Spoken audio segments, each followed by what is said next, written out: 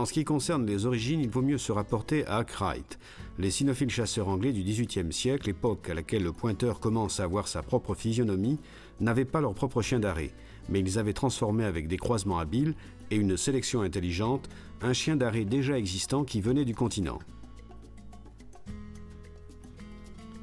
Celui-ci était originaire selon certains de l'Espagne, mais Arkwright affirma que les braques des chenils des rois de France, Louis XIV et Louis XV, qui à leur tour venaient des cours italiennes, ont contribué aussi à la formation du pointeur.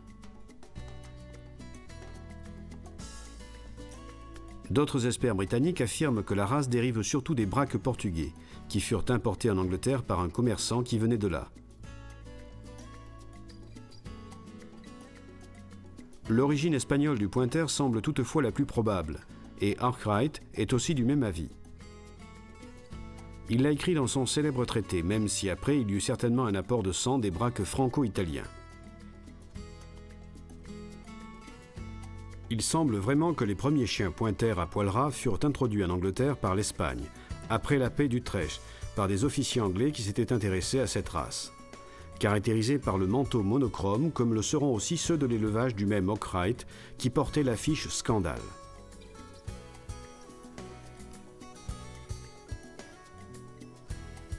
Après cette période, il se passa quelque chose qui mit en colère Arkwright, mais qui en réalité eut un succès inespéré. Il s'agit du croisement avec le Foxhound opéré par le colonel Thornton, et de ce dernier naquit le célèbre Dash. Dash était le fils d'une femelle pointer et d'un mâle Foxhound. Par curiosité, ce chien, qui était considéré comme un grand champion pour son flair et la vitesse de son galop, en plus d'un sens de la chasse qui l'amenait à marquer l'arrêt de façon exceptionnelle sur les perdrix grises, fut vendu par le colonel Thornton. Sir Richard Symonds l'acheta pour l'équivalent de 160 livres sterling en bouteille de champagne, soit 238 litres de vin, un beau fusil et un autre pointer, avec la clause que si pour n'importe quelle raison il n'était plus habile pour la chasse, il aurait été rendu au colonel pour 50 guinées. Étant donné que Dash se cassa la jambe, il retourna chez le colonel Thornton qui l'employa pour la reproduction, mais semble-t-il avec de mauvais résultats. Ce genre de croisement ne fut pas abandonné, et d'autres éleveurs ont insisté en réussissant à avoir d'excellents résultats. Ainsi, nos actuels pointers sont les descendants de cette race désormais merveilleusement amalgamée. La démonstration la plus évidente de ces croisements peut se voir par le changement du manteau, qui de monochrome est passé au blanc avec des taches noires, orange et citron. Un autre grand éleveur qui fut favorable au croisement avec le Foxhound, Easton, moitié du XIXe siècle, écrivait « Le croisement le plus judicieux semble avoir été celui avec le Foxhound, parce qu'il a donné de la vitesse, du courage, de la puissance et de la persévérance, avec le désavantage toutefois d'être dressé à la stabilité de l'arrêt. »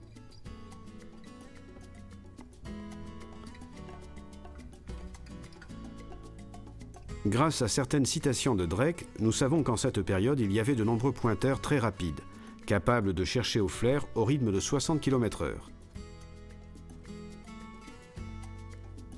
D'autres auteurs ont cité des races diverses qui ont participé à la formation de l'actuel pointer. Quel que soit le procédé, il reste indéniable que l'œuvre des éleveurs anglais qui ont réussi à modeler la race est considérée comme une véritable œuvre d'art.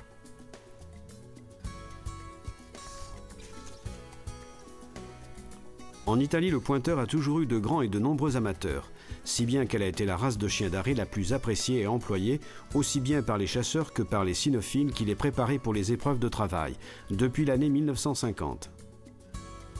Après cette période, le pointer a commencé une baisse en nombre, mais pas en qualité.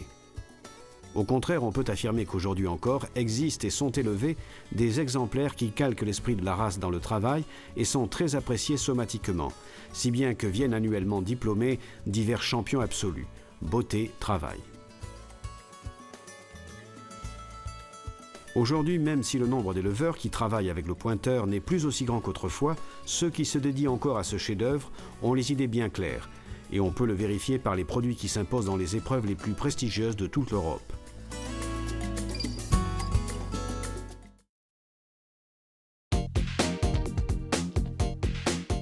Chien appartenant au groupe des braques, race rectiligne au poil ras.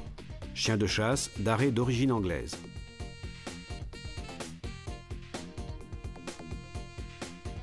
Caractères généraux. La conformation générale est celle d'un mésoforme dont le tronc reste dans un carré. Hauteur au garrot égale à la longueur du tronc. Hauteur au garrot pour les mâles de 55 cm à 62. Pour les femelles de 54 à 60 cm. Le poids est entre 20 et 30 kg. Tête. Elle apparaît sculptée à grands traits dans le marbre et exprime ardeur et intelligence vive, volonté énergique et tempérament vif, avec cisaillement accentué. La tête de ce chien qu'il porte toujours haut au vent a l'œil clignotant, et pour ses lignes essentielles et pour son expression, elle est l'opposé de celle du braque. Elle est dolicocéphale car la longueur rejoint les 4/10 de la hauteur au garrot, tandis que la longueur du museau rejoint la moitié de la longueur totale de la tête. La largeur bizygomatique du crâne doit être inférieure à la moitié de la longueur totale de la tête, étant donné que l'index céphalique ne dépasse pas la valeur 45. Les directions des axes longitudinaux supérieurs du crâne et du museau sont convergents entre eux. La tête entière ne doit jamais présenter de rides et la peau doit être bien adhérente au tissu et donc bien lisse et tendue. La tête doit présenter une sécheresse de peau. La truffe vue de profil se relève plutôt sur la ligne horizontale de la ligne du nez.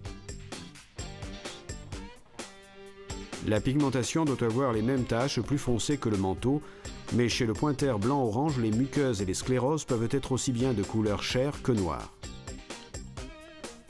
Le nez doit apparaître droit. Les lèvres supérieures vues frontalement déterminent un demi-cercle à leur conjonction. La partie antérieure du museau résulte bien développée en hauteur.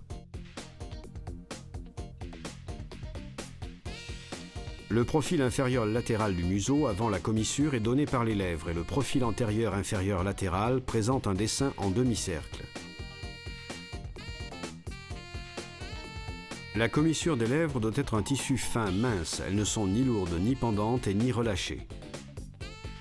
La région sous-orbitaire doit être bien ciselée et présenter relief et saillie qui dénote finesse de peau, minimum de tissu cellulaire sous-cutané et faible développement des muscles.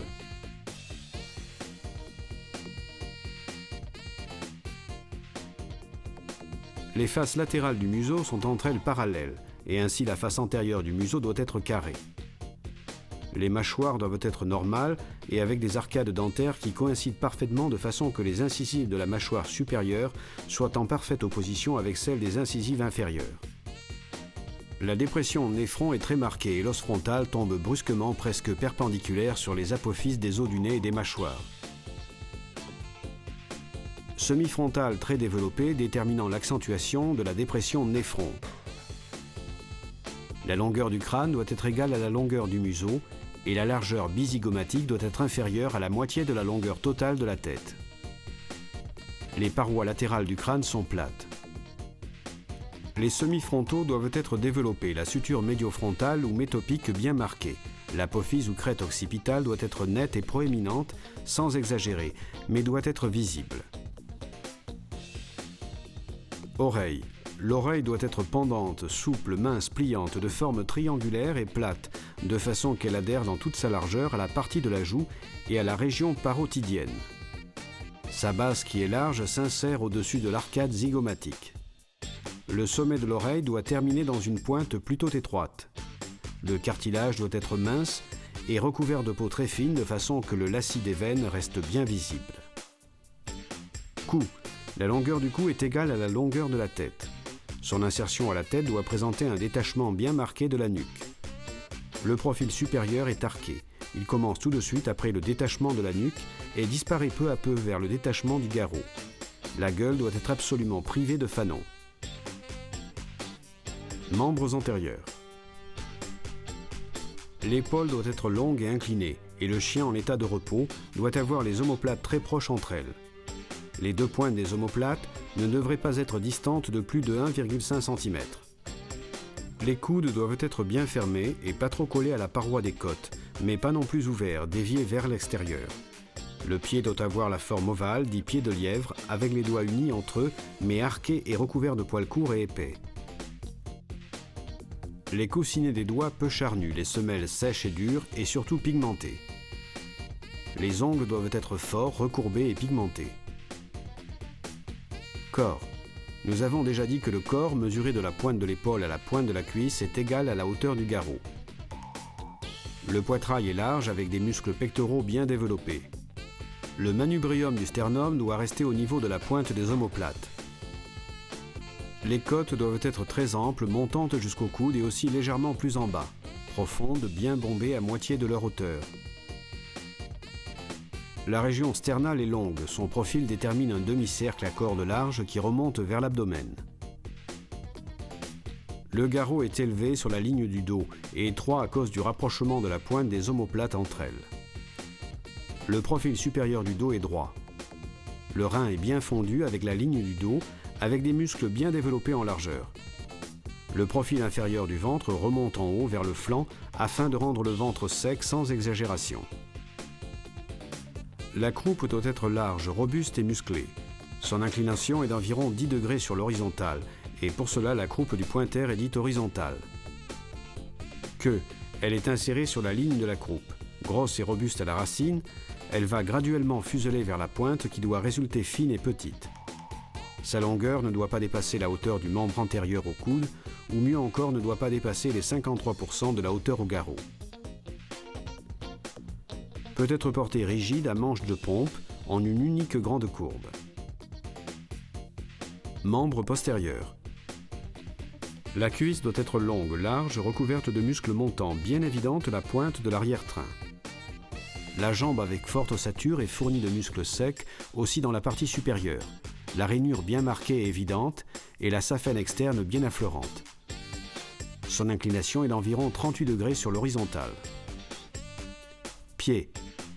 Moins ovale que l'antérieur mais avec les mêmes qualités. Manteau. Le poil du pointer a un tissage vitreux. Il ne doit pas présenter de franges, même très limitées. La longueur du poil atteint au maximum 1 cm.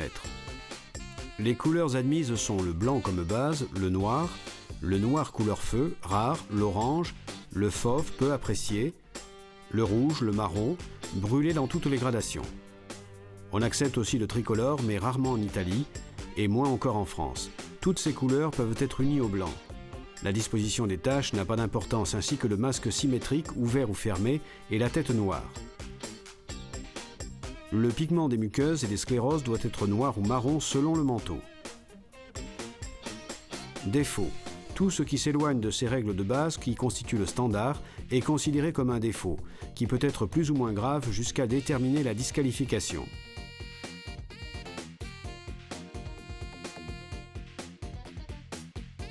De toute façon, dans un jugement de concours, quant à une certaine région corporelle, la typicité est notée 0. Le sujet en examen ne pourra être pris en considération.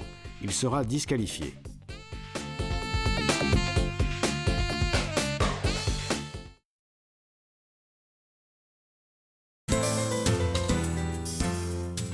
Le standard est très synthétique et dans le chapitre relatif à l'allure, il parle seulement de chasse au grand galop. Il n'y a pas pour le pointer d'autres systèmes de recherche qui s'éloignent de la forte vitesse et qui, unis au port de la tête haute, le voient apte exclusivement aux plaines et aux collines ouvertes.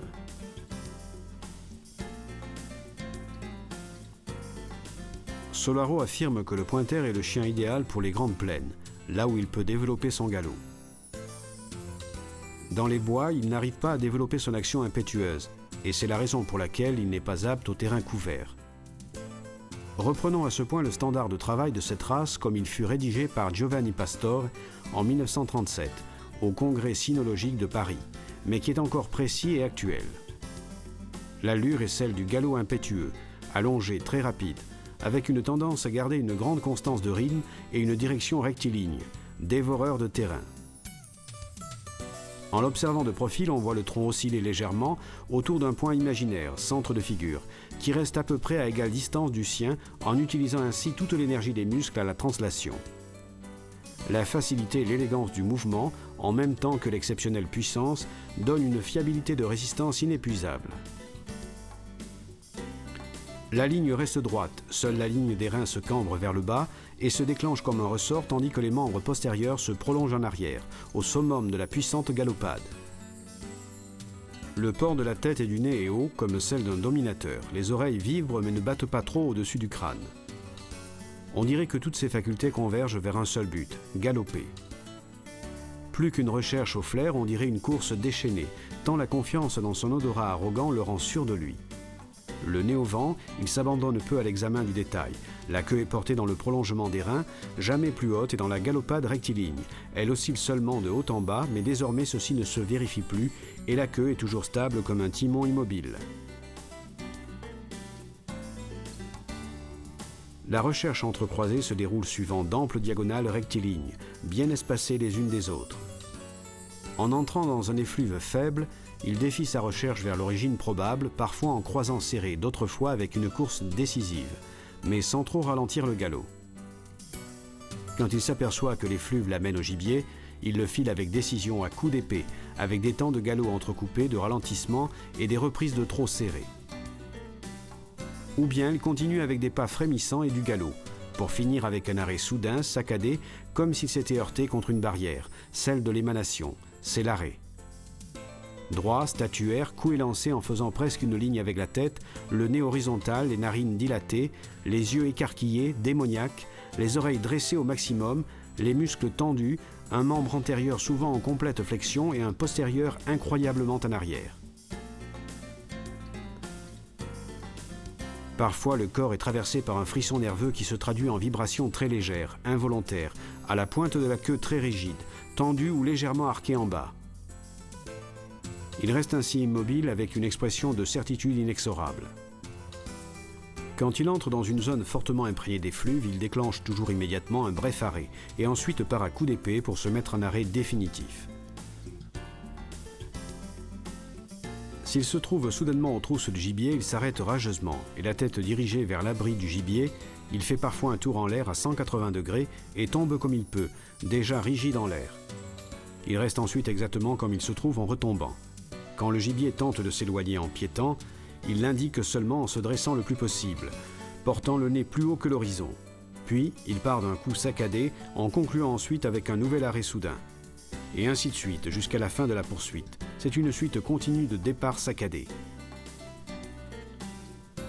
Les actions décrites ci-dessus correspondent aux conditions optimales de l'habitat et du gibier, mais ce dernier venant à manquer, les actions seront proportionnellement atténuées, et il faudra en faire une estimation adaptée.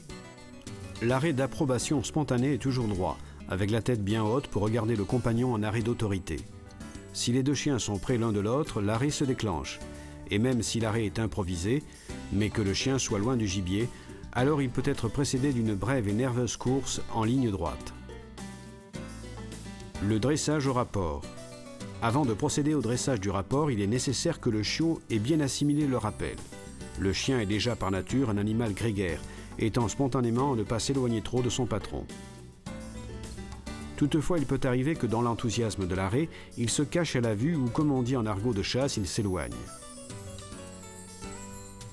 Il est donc nécessaire de l'habituer à répondre au rappel depuis son plus jeune âge.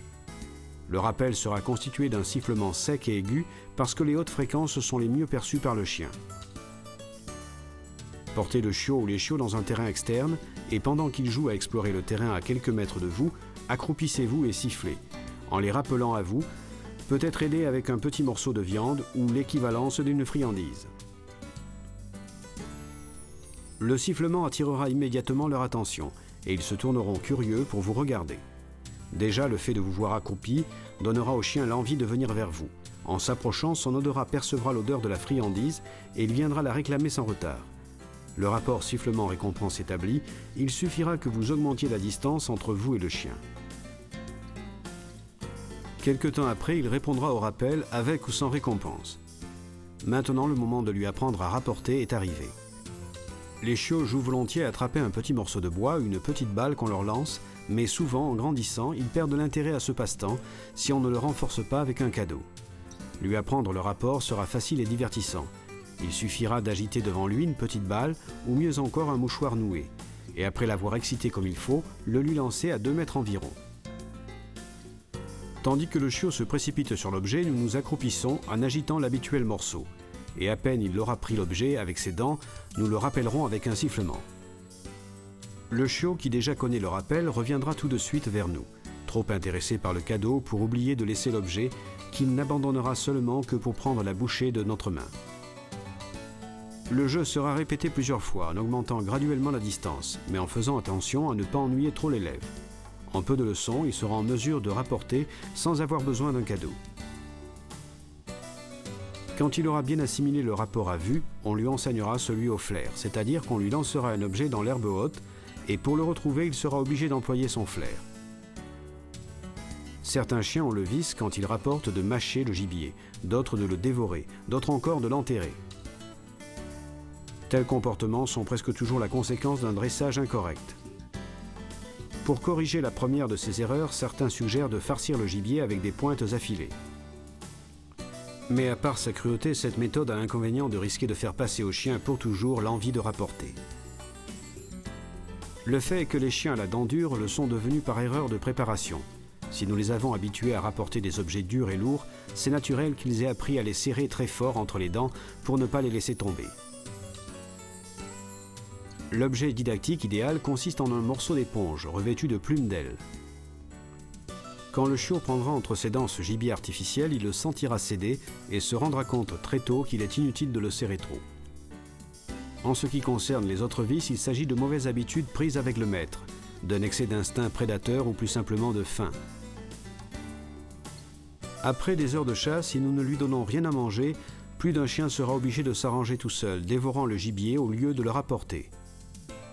L'enseignement au consensus est important lui aussi. Tenant initialement un chien à la laisse tandis que l'autre arrête le gibier, on pourra ensuite décrocher le deuxième chien en lui commandant de rester près de nous.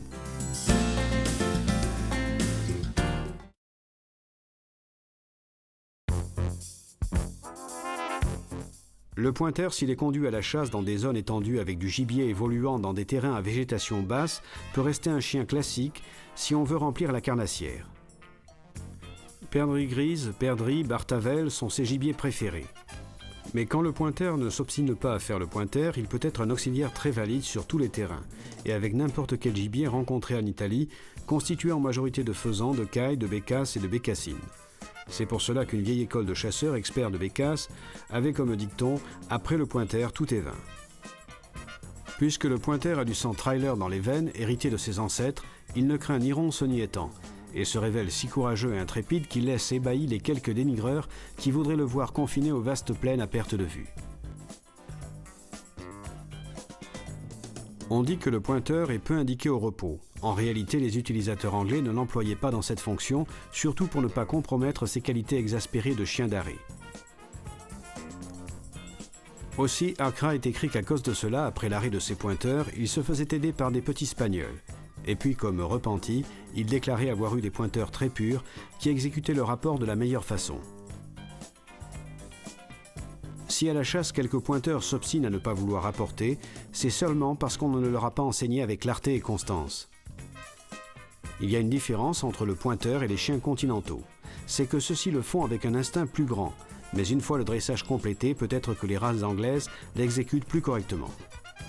On a vu certains pointeurs réussir des récupérations difficiles avec des faisans qu'ils avaient suivis sur des centaines de mètres du lieu de leur chute. On les a vus aussi rapporter de l'eau profonde des canards tués et qui seraient perdus sans l'aide d'un bon récupérateur. Du reste, les pointeurs s'affirment continuellement dans les compétitions où le rapport est obligatoire pour pouvoir se classifier. Dans les épreuves de grande recherche, cette merveilleuse race créée dans ce but, ou pour une chasse analogue, apparaît dans toute sa grandeur. Ces manifestations cynotechniques sont étudiées expressément pour exalter les races anglaises et surtout le pointeur. Et elles n'auraient plus de sens si la compétition devait avoir lieu sans son grand rival, le setter anglais. Tandis que ce dernier, plus générique et malléable, peut se trouver à son aise dans les épreuves pratiques. Le pointeur, machine créée pour galoper très vite sur les plus grandes étendues, ne réussirait pas à adapter ses grands moyens sans violenter sa nature. Le vrai pointeur ne connaît pas de compromis. C'est toujours un trailer.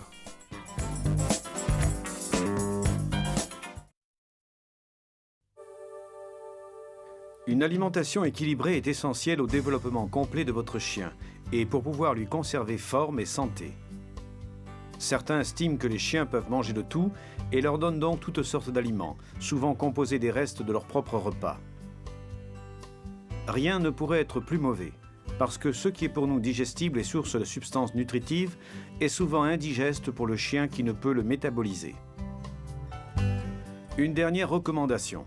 Il peut arriver qu'un chien n'ait pas faim et qu'il refuse la nourriture pendant 1 voire 2 jours. C'est tout à fait normal et dans ce cas, il ne faut pas lui laisser sa pâtée à disposition, mais l'enlever au bout d'un bref délai.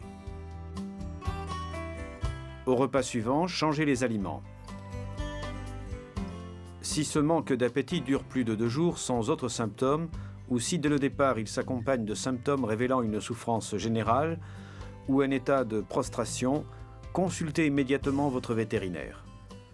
Ce sera très probablement une simple indisposition, mais inutile de prendre des risques. Il vaut toujours mieux être rassuré par un expert. Commençons par une très brève description de l'appareil digestif des chiens. Comme chez tous les carnivores, l'estomac possède des dimensions importantes, alors que l'intestin est relativement court. La première digestion dans l'estomac demande de 3 à 8 heures, puis la nourriture passe dans l'intestin, où les substances nutritives sont assimilées pour être ensuite transmises à tous les organes à travers le sang. La grande capacité de l'estomac et la longueur du processus de digestion permettent de faire des repas abondants et assez éloignés l'un de l'autre. Bien entendu, pour conserver le chien en excellente santé, il faut lui fournir tous les éléments dont il a besoin, à savoir des protéines, des glucides, des lipides, des vitamines et des minéraux. Lorsque le chien était un prédateur carnivore, il assimilait ces éléments à travers les animaux qu'il chassait, en général des herbivores. Ensuite, la civilisation l'a amené à se nourrir différemment, mais il sera toujours nécessaire de lui fournir les substances adéquates. C'est à travers l'alimentation que le chien produit l'énergie qui lui sert à maintenir ses fonctions vitales et à bouger. Plus l'activité sera intense et plus l'apport en énergie devra être abondant. Sans vouloir rentrer dans une étude alimentaire qui demanderait un traité entier, nous pouvons simplement dire que le chien a surtout besoin de graisses ou lipides, d'origine animale ou végétale, et que ce sont elles qui fournissent l'énergie qui lui est nécessaire et s'accumulent dans l'organisme pour fournir l'énergie de réserve éventuelle. Les protéines qui forment la plus grande partie du corps animal sont tout aussi essentielles. Elles sont indispensables à la formation de tous les tissus, en particulier des muscles, et constituent également la base des hormones et du sang. C'est dire si elles sont un élément irremplaçable dans une alimentation correcte, tout spécialement chez les chiots qui doivent encore construire leur corps. Les protéines se trouvent dans la viande, le fromage, les œufs, le poisson, tous aliments qui sont bien digérés par le chien, ainsi que dans la farine de soja, les arachides, les légumes secs, que le chien a davantage de mal à digérer. Toutefois, un excès de protéines est nocif et peut entraîner des troubles de diverses natures. Les glucides ne sont pas indispensables dans l'alimentation du chien. Ils sont cependant très utiles à la fin de la gestation. L'amidon, le plus important des féculents, est mal digéré par le chien et doit subir des traitements préliminaires, comme la cuisson, la réduction en flocons, etc. C'est pourquoi, si vous donnez des pâtes ou du riz à votre ami, il faudra les faire bouillir très longuement afin d'éliminer une bonne partie de l'amidon qui s'y trouve. Les fibres qui accompagnent souvent les glucides sont surtout utiles dans l'alimentation des chiens sédentaires parce qu'elles aident à prévenir la constipation grâce à leur vitesse de transit dans l'appareil digestif. Les vitamines, elles aussi, sont nécessaires, même si une très petite quantité suffit. Elles sont présentes dans de nombreux végétaux et sont synthétisées par les herbivores. C'est pour cela que lorsqu'un carnivore dévore sa proie, en général herbivore, il commence par l'intestin qui contient des résidus de nourriture végétale pas encore digérés. C'est également la raison pour laquelle, malgré votre déception, votre chien se nourrit des excréments d'animaux herbivores dès qu'il en a l'occasion. Un excès de vitamines peut avoir des effets négatifs.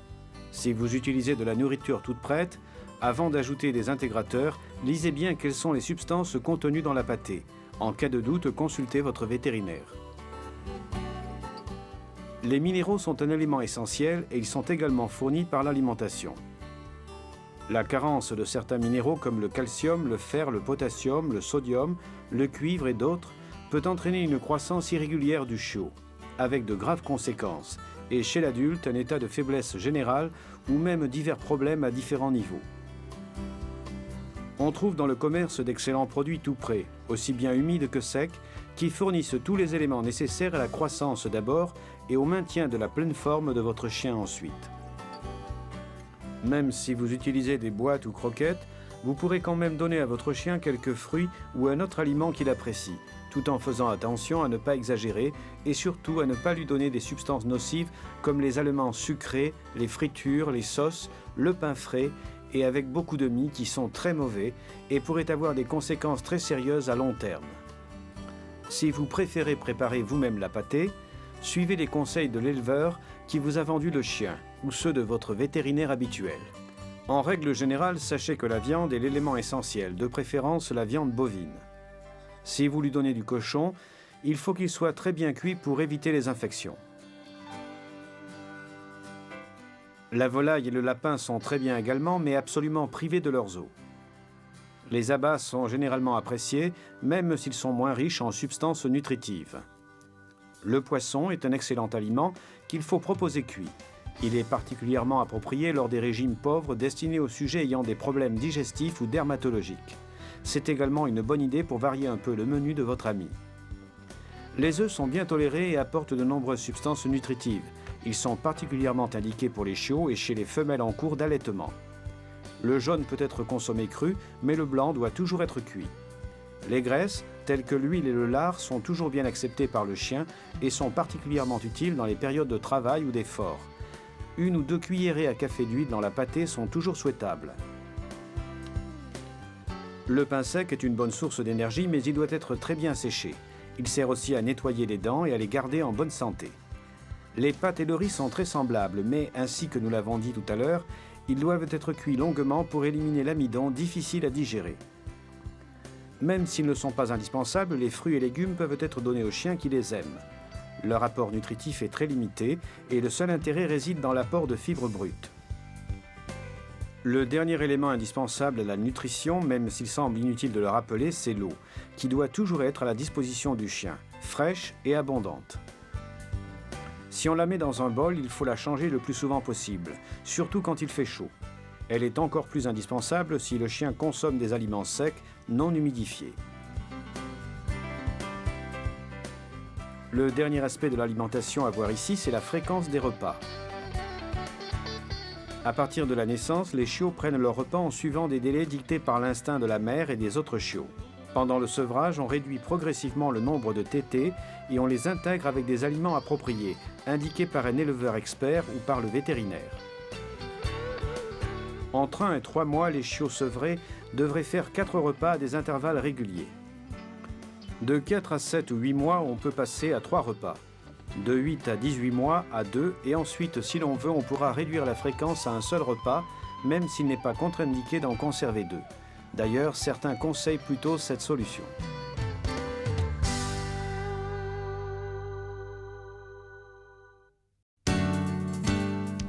Adopter un chien est une décision importante qu'il faut pondérer soigneusement et prendre en toute connaissance de cause.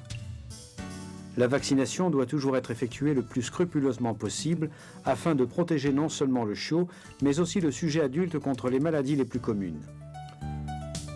En règle générale, lorsque le chiot quitte son élevage, il a été vacciné entre 40 et 45 jours avec une primo-vaccination contre la maladie de Carré, l'hépatite contagieuse et la parvovirose. La deuxième vaccination polyvalente est légèrement effectuée 3 semaines plus tard. Elle couvre les 3 maladies précédentes, mais aussi la leptospirose. 1 mois plus tard, on pourra effectuer encore une vaccination quadrivalente également, puis les rappels seront indispensables tous les ans. Pour être vacciné, le chien doit être en parfaite santé et en particulier vermifugé. En règle générale, il faut exécuter un traitement vermifuge 2 fois par an. Il existe plusieurs types d'ascarides dont chacun infecte spécifiquement une espèce animale, homme compris. Il n'existe pratiquement aucun risque zoonose, c'est-à-dire de transmission de l'infestation du chien à l'homme. Il est tout aussi important de protéger le chien contre les ectoparasites, à savoir ceux qui s'installent dans le pelage du chien, comme les puces ou les tiques, tous deux hématophages. De plus, les puces sont un hôte intermédiaire pour un type de ténia. Pour libérer le chien de ses fastidieux locataires, il existe de nombreux produits spécifiques, mais il ne faudra pas oublier d'intervenir également au niveau de l'environnement du chien. L'été accentue les problèmes provoqués par les hôtes désagréables, en particulier les tiques qui arrivent justement dans les premières chaleurs.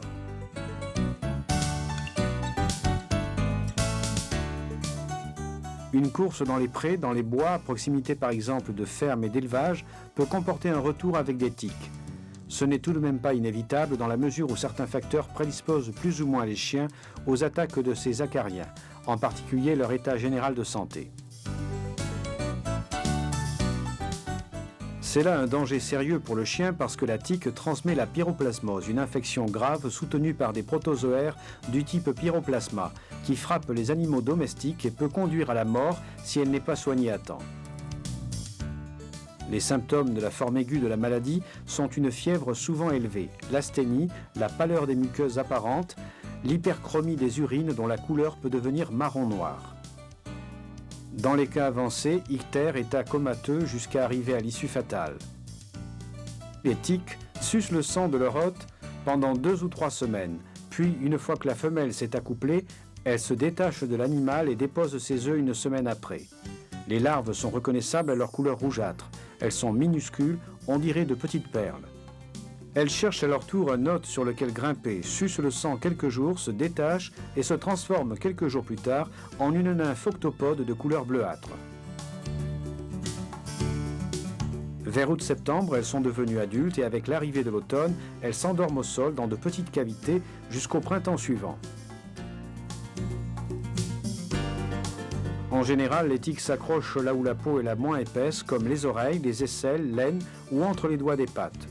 Après une promenade dans la nature, vérifions toujours si nos amis ont recueilli des passagers clandestins. Une bonne hygiène commence par les soins du pelage. Pour la plupart des races, mais pas pour toutes, il est conseillé de brosser le chien presque quotidiennement afin de le débarrasser de ses poils morts.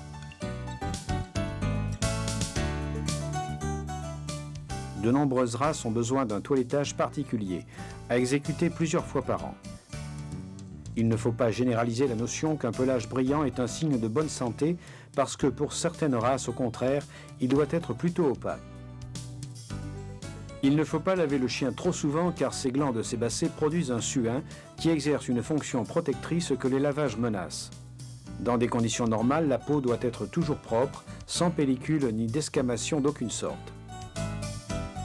Si des altérations cutanées apparaissent, comme des eczémas, des zones d'alopécie, c'est-à-dire la chute du poil sans repousse, des épaisseurs ou une pigmentation anormale, il faudra consulter le vétérinaire sans tarder. En effet, de nombreuses maladies peuvent être légères et guérir sans difficulté, mais cela dépend toujours d'une intervention dans les délais les plus brefs possibles. Contrôlez régulièrement l'état des ongles. Les ongles s'usent d'eux-mêmes lorsque le chien exerce une activité physique normale, mais il est parfois nécessaire de les couper avec une pince appropriée. L'hygiène orale ne doit jamais être négligée et il faudra régulièrement faire un détartrage, surtout chez les races naines, parce que le tartre peut être à l'origine de piorés et de mauvaise haleine. Il existe dans le commerce des os qui constituent une récompense pour notre ami à 4 pattes, mais qui servent également de brosse à dents naturelles. Les dents de lait des chiots laissent progressivement leur place à la dentition définitive entre 4 et 6 mois. Pendant cette période, il convient d'inspecter régulièrement la bouche pour vérifier que tout se passe comme il faut.